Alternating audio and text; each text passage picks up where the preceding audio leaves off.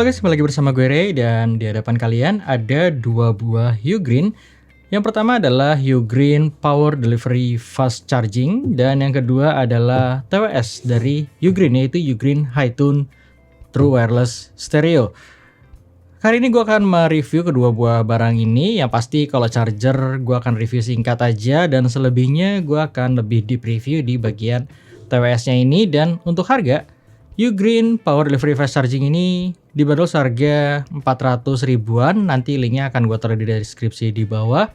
Begitu juga dengan Ugreen Hi-Tunes ini. Jadi harganya kalau nggak salah nggak berbeda jauh antara 400 sampai 500 ribuan.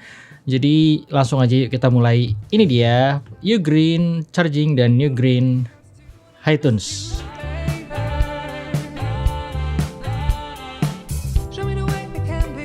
Oke, pertama-tama gue akan bahas sedikit mengenai charger dari Ugreen ini. Ini Ugreen Power Delivery Fast Charging. Kalian bisa baca sendiri, ini tuh 65 watt total. Jadi dia ada 4 buah port chargernya. Kalau kalian lihat di belakang sini, 3 buah USB Type-C dan 1 buah USB Type-A. Karena totalnya 65 watt, jadi kalau kalian pakai secara bersamaan otomatis output keluarnya itu nggak sampai 65 watt. Tapi kalau kalian hanya memakai 1 atau 2 port USB C1 dan C2 ini, port pertama dan port kedua ini support sampai 65 watt. Jadi kalau handphone kalian udah support sama charger yang sampai 65 watt, ini tuh bisa. Jadi C1 sama C2 ini bisa. Yang kalau di handphone gue sendiri dia langsung keluar notifikasi super fast charging 2.0 dan USB slot ketiganya ini dia hanya mengeluarkan output maksimal 18 watt dan USB A-nya ini dia mengeluarkan output maksimal sampai 22 watt. Jadi kalau kalian mau play safe ya kalian bisa di USB C3 karena maksimal sampai 18 watt dan USB A-nya ini sampai 22 watt. Tapi selebihnya sebenarnya C1 C2 nggak masalah sama sekali karena otomatis kalau handphone kalian nggak mensupport charger sampai 65 watt dia akan otomatis menyesuaikan sesuai dengan handphone kalian.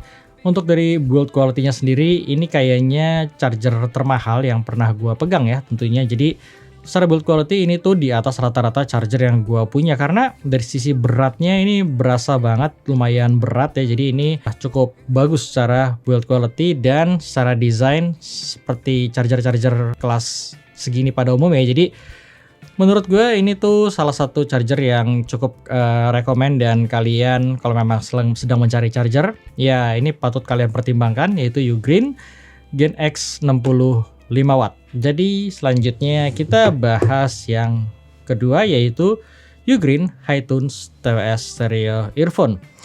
Seperti namanya ya, gue tuh belum pernah denger sebuah TWS atau sebuah produk audio dari Ugreen. Dan gue penasaran nih sama TWS yang lumayan laku ini. Kalau kalian lihat di Lazada dia tuh udah terjual lumayan banyak ya dan rata-rata orang yang beli tuh ngasih feedback puas terhadap Ugreen Hi-Tunes ini.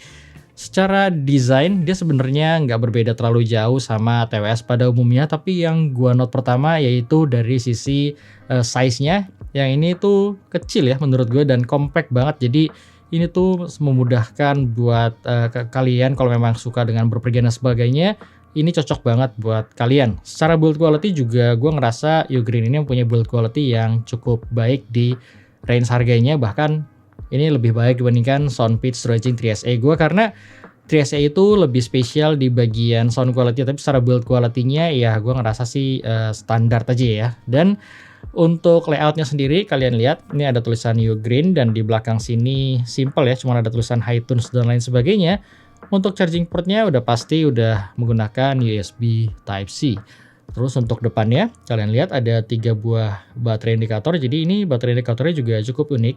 Kalau kalian buka dia akan ngasih lihat sisa baterai pada charging case-nya ini. Dan buat kalian supaya tahu TWS yang lagi di charge udah full apa enggak statusnya, kalian bisa lihat juga dari charging yang ada di sini. Biasanya kalau sebelah kiri ini nyala berarti dia lagi ngecharge TWS sebelah kiri, dan kalau sebelah kanan ini nyala dia lagi ngecharge sebelah kanan. Seperti yang kalian lihat ini dia berarti lagi ngecharge keduanya, dan kalau salah satunya ada yang full dia akan mati di salah satu sisi yang udah full. Jadi gue suka sama baterai indikatornya karena simple dan gak butuh banyak LED.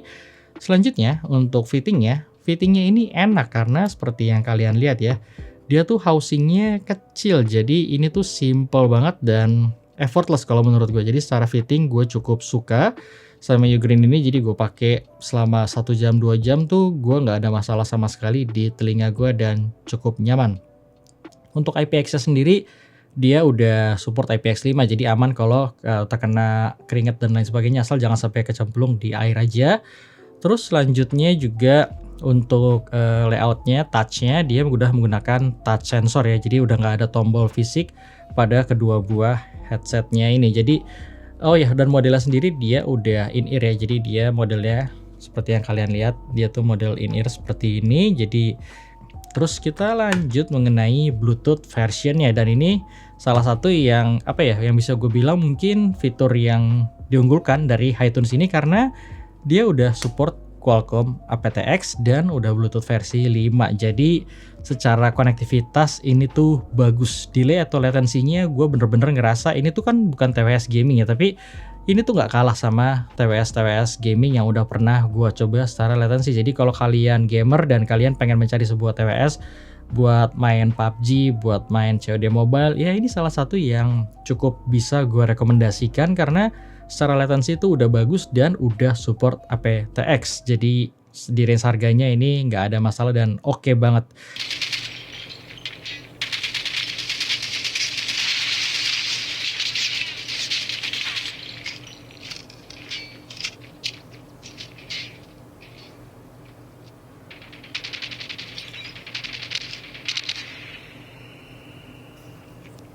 Selanjutnya untuk mikrofon ya, ini juga salah satu produk fitur yang diunggulkan dari HiTunes ini. Karena mikrofonnya ada 2 buah mic dan udah support Qualcomm CVC 8.0 noise cancelling. Intinya sih dia ada noise cancellingnya aja, jadi kalau kalian pakai di outdoor dia lebih nge-reduce background suara yang ada di sekitar kalian, jadi suara kalian tuh lebih terdengar lebih fokus aja, dan untuk kualitasnya ya kurang lebih seperti ini. Dan ini adalah kualitas dari internal microphone HiTunes Ugreen. Gimana menurut kalian? Karena mikrofon ini ada 2 buah sisi kiri dan kanan dan udah dilengkapi dengan active noise cancelling dari Qualcomm CVC 8.0. Jadi harusnya suara gue terdengar jelas dan cukup baik ya, bisa nge-reduce suara background di sekitar gue. Memang sekarang gue berada di indoor, tapi sekitar gue ini ada suara AC dan lain sebagainya. Jadi silakan kalian dengar sendiri apakah suara-suara di backgroundnya udah clear atau masih bisa terdengar.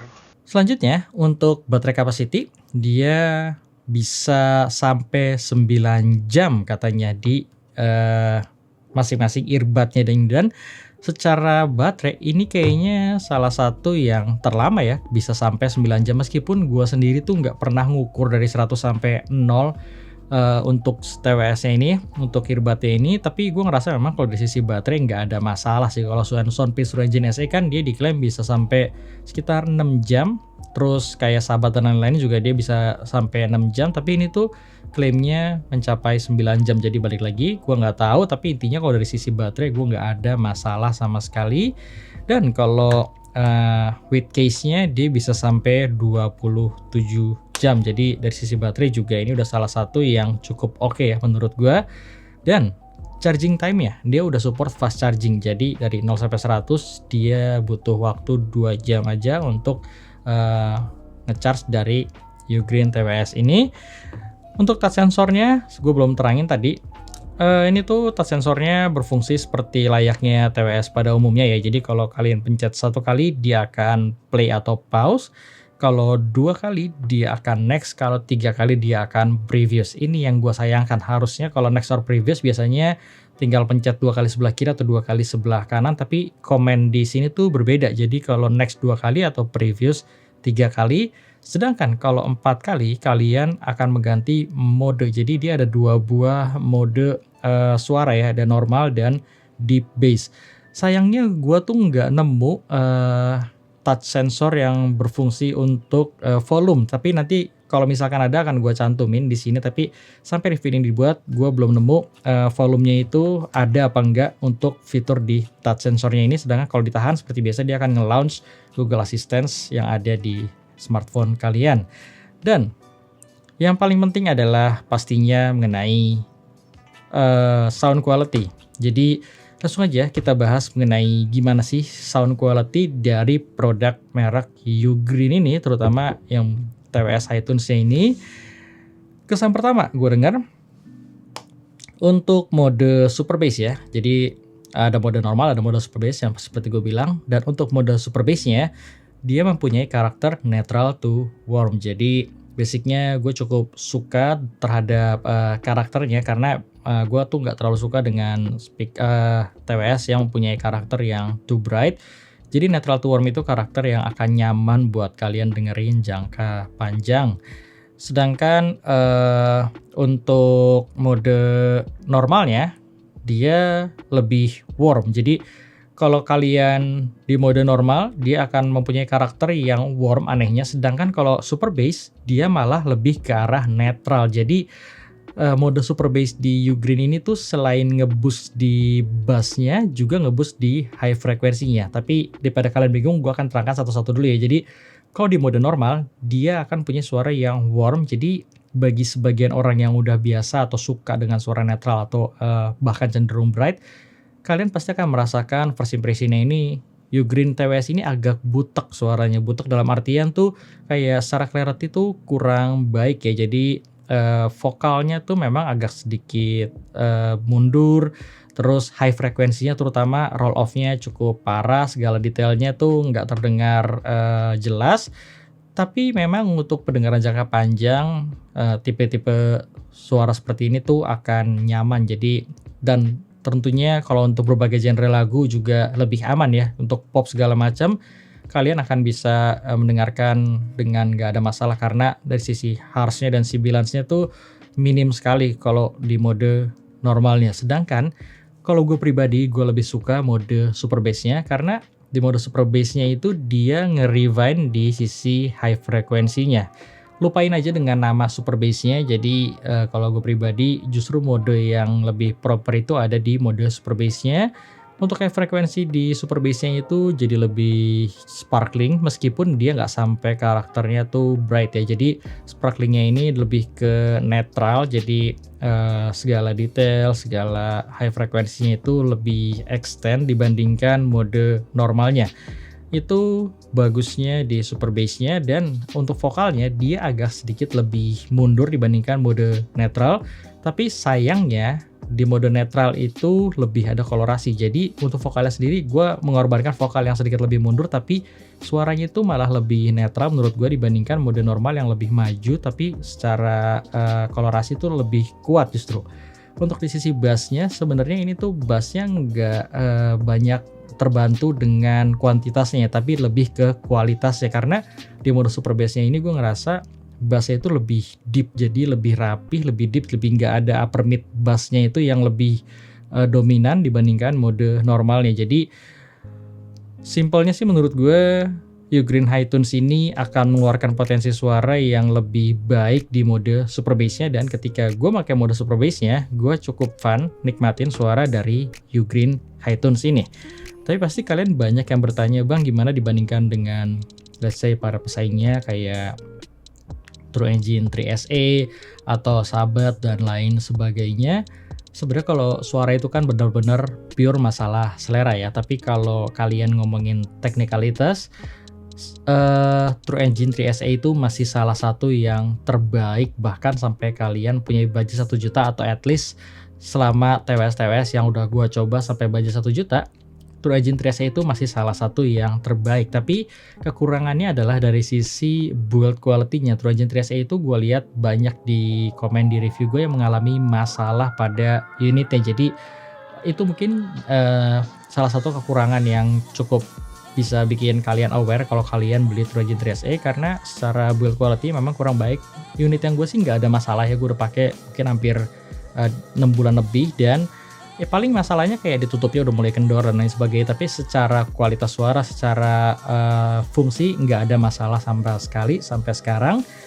Dan Kalau dari sisi build quality, Ugreen ini menurut gue lebih baik, secara size juga lebih kecil, secara delay meskipun udah sama-sama aptX, tapi Ugreen ini lebih baik secara latensinya dibandingkan True Engine 3SE, dan secara mikrofon, kualitas mikrofonnya juga Ugreen High-Tunes ini lebih baik. Jadi masing-masing punya kelebihan dan kekurangan. Kalau kalian pengen benar-benar mencari sound quality yang terbaik, True Engine 3SE adalah rekomendasi dari gua. Tapi kalau kalian pengen mencari mikrofon yang lebih baik kualitasnya, size yang lebih kecil, fitting yang lebih nyaman, buat gua pribadi juga lebih nyaman dibandingin True Engine 3SE, ya Ugreen High-Tunes ini patut kalian pertimbangkan, karena menurut gue sound quality-nya cukup baik dan segala fiturnya tuh di package dengan cukup baik juga. Jadi secara harga 400.000 gue rekomen dengan Ugreen High-Tunes ini. Jadi kalau kalian berminat,